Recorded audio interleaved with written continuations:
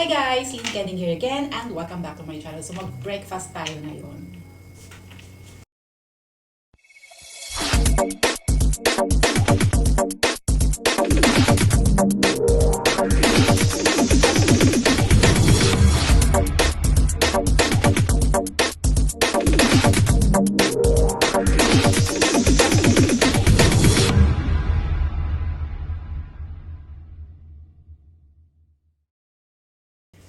Good morning, brunch time! So, meron tayong egg, pipino, and of course, yung bread natin. And good thing guys, meron ako nito. So, it's healthy brewed coffee from Angkan. Ang dami po promote guys ha. Na-amaze lang ako dito. Binigay ito sa akin sa Party ng Creations ni Lord Ramos. And then, this is how it goes. Kasi, so ito siya. And then, ang gagawin natin dyan. Tcharan! So, ito yung cup natin. And of course, bubuhusan lang natin ito ng water, guys. Ang bango. Super bango. So, bubuhusan mo na yung water. Amazing to guys. Papakita ko sa inyo ng mas malapit. So, ayan, bubuhusan natin ng water.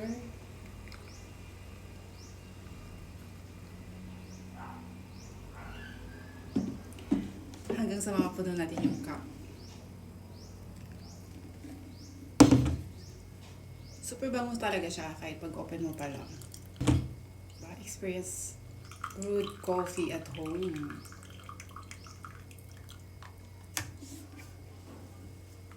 Diba? So, dahan-dahan lang kasi baka mamaya hindi natin alam. Puno na pala yung coffee natin. Coffee mug.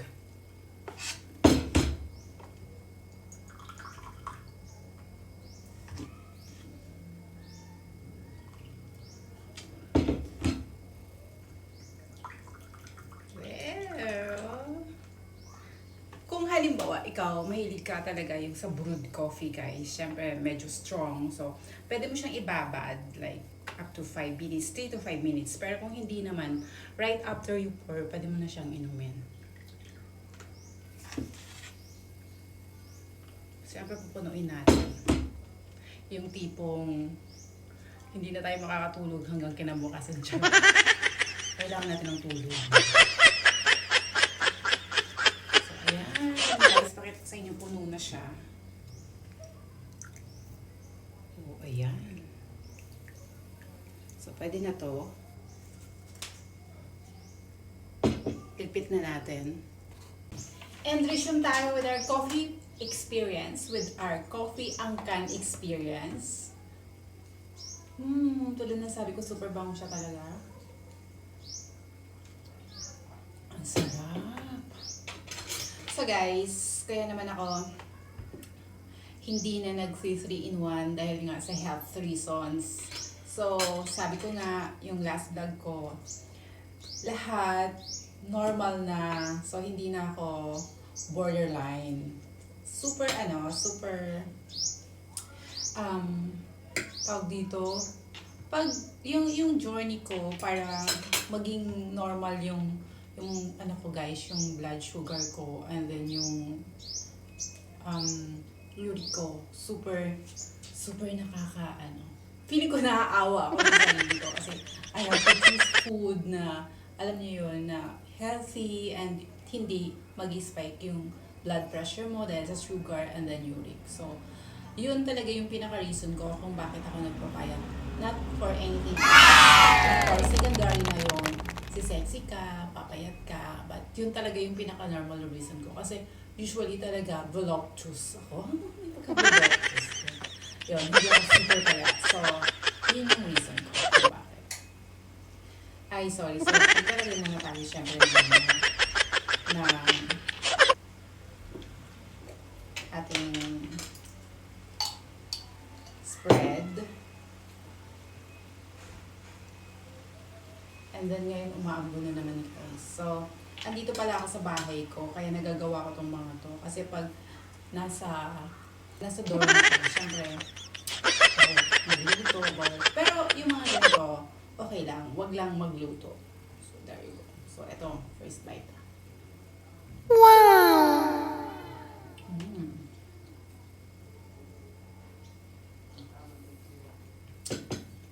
Ang sarap. Hindi siya overpowering. Siguro pag yun nga, sabi ko, pag gusto mo stronger, so, pwede mo siyang babad babad talaga.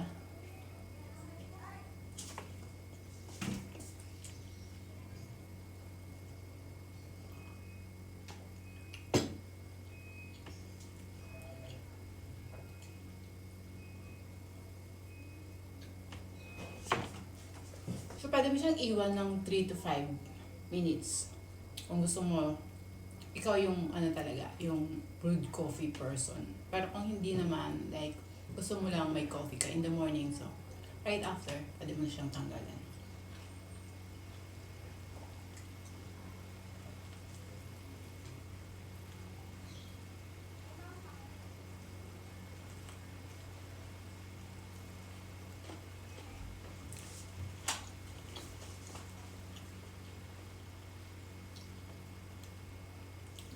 So, yun lang. Masarap talaga pag nasa bahay ka. Kasi nagagawa mo lahat. Pag nag-dorm ka kasi, controlled yung mga gagawin mo. Like, hindi ka makapagluto. Wala kang food. As in, wala kang food kasi wala namang fridge. Diba? Walang refrigerator. Hindi ka makapag-store ng food. So, ang ano mo lang talaga dyan is yung like yung bread, yung coffee, ganon. Nothing else. Tapos bibili ka na.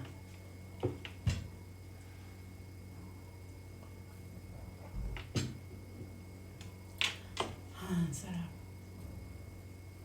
Sarap din naman ng walang ginagawa, diba? Sarap din yung late ka nagigising.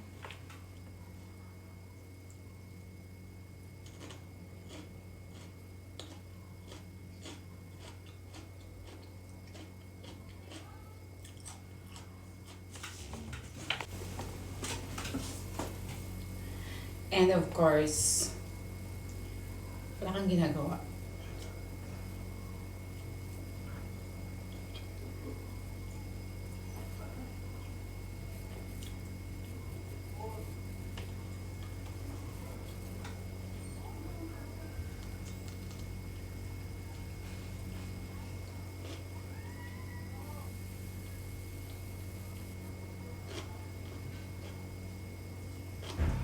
Yung super relax ka.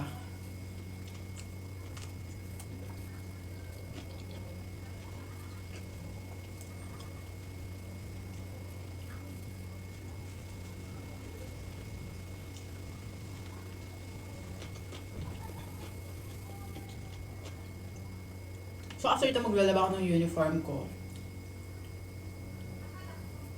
Kasi nasa dorm yung mga uniform ko. So isa lang yung dala ko dito. Like kung ano yung suot ko last night, yun din susuotin ko tomorrow. So hindi ko pa pala nakwento sa inyo kung bakit ako nag-dorm. Super duper mahal yung pamasahe, and of course nauubos yung oras ko traveling. Super guys, hindi halimbawa pag nagdo-dorm ka, mahirap din mag-adjust kasi syempre I live with different people.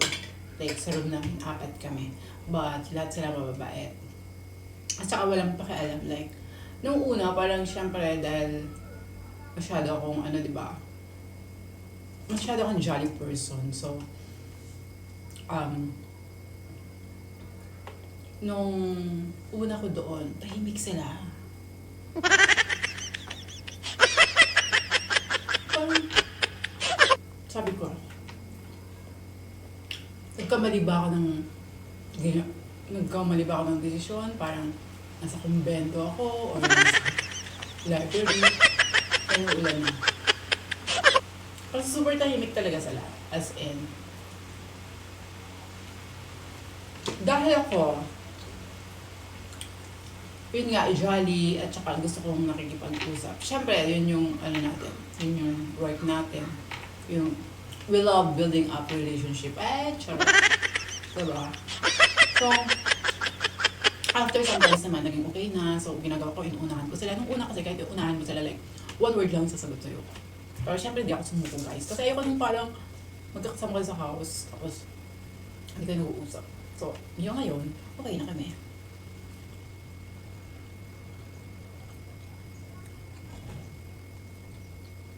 So, ang balak ko for lunch dapat. Puluto akong munggo.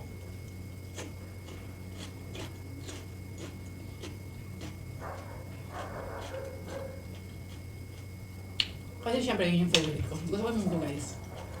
Sana with burrito, ba't tinatamad ako lumabas?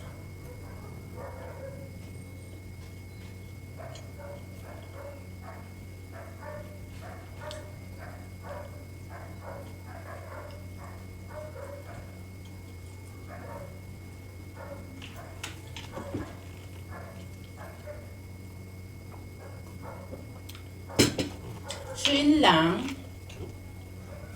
And of course, na-miss ko kayo. Nag-live ako the other week. Pero nagkaroon ako ng warning kasi since matagal na akong wala, hindi ko na alam na may mga updates na pala na bawal na yung mga paano ka mag-music live? So wala kang music live. Unless siguro tawag dito, mag-video okay ka. Pero yung nag-music live kasi ako, syempre gumagawa ko na ng Christmas tree ko. Tapos biglang nagulat ako. Yung StreamYard ko tuloy-tuloy. Pero nagulat ako yung isang phone ko, tiningnan ko siya. Naka-stop na yung live ko. Tapos nang tiningnan ko yung studio. Ayun na, nakalagay na warning. Sabi ko, ano bang gawa ko? Parang gano'n. So yung music kasi doon, alam ko kung saan siya nag-stop. Yun yung Whitney Houston na album. Kasi tuloy-tuloy kasi yun, guys. Meron kasi akong album ng mga music. So, tuloy-tuloy yun. So, hindi ko napansin. Tapos nagtataka ako, bakit wala nang tao? Kasi kahit pa paano may papasok na tao, di ba? Nagtataka ako, bakit wala na? Tapos sinilip ko dun nga sa isang phone ko. Sabi ko, oh shit, this live has ended. Ganun nakalagay. Tapos in-end ko na siya. So, akala ko okay lang. Tapos biglang, nung tingnan ko yung studio, parang, you have a warning, blah blah blah, this is a strike, ganyan-ganyan. So, okay. Ano bang ganap? Super higpit naman. Music na nga lang, minsan na nga tayo mag-live. So, yung friend ko rin, ayan, si Marisa, nagkaroon din siya ng warning. Hindi yata parang strike. Strike 1 siya. Kaya mag-iingat po tayo sa ating live. Mag-ano na lang tayo, mag-silent. Ngayon. So, thank you so much for watching. And of course, na-miss ko lang kayo. Don't forget to like, comment, share this video, and subscribe to my channel.